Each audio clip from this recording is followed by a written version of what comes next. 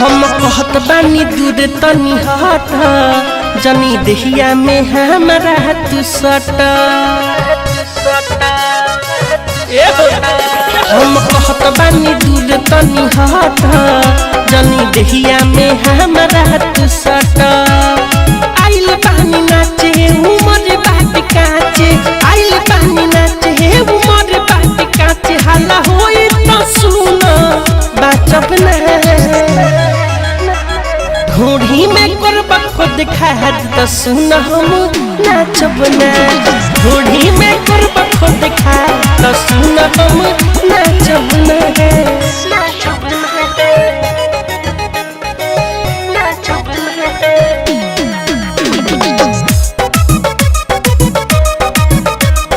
ललचा recording studio Gopalganj. ढूढ़ी में करब खुद खाद त सुन हम नाचब ना,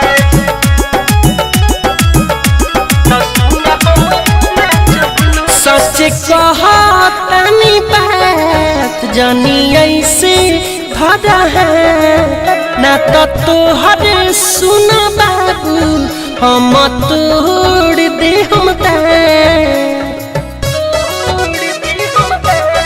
ओ सच कहतनी बात जानी ऐसे भरा है ना तो तोहर सुन बाबू हम त तोड़ दे हम मेकअप बिगड़ी त फिर हम सहजब ना। अरे ढूढ़ी में करब खुद खा त सुन हम नाचब ना। ढूढ़ी में करब खुद खा त सुन हम नाचब ना।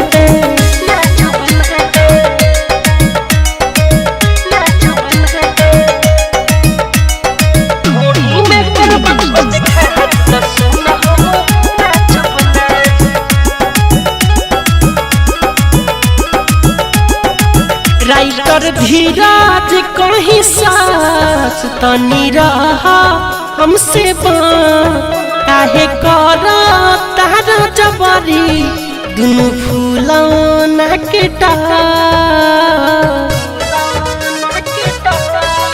राइटर धीरज कहीं सास तनी रहा हमसे काहे कर तारा जबरी दुनु फूला नाकेटा।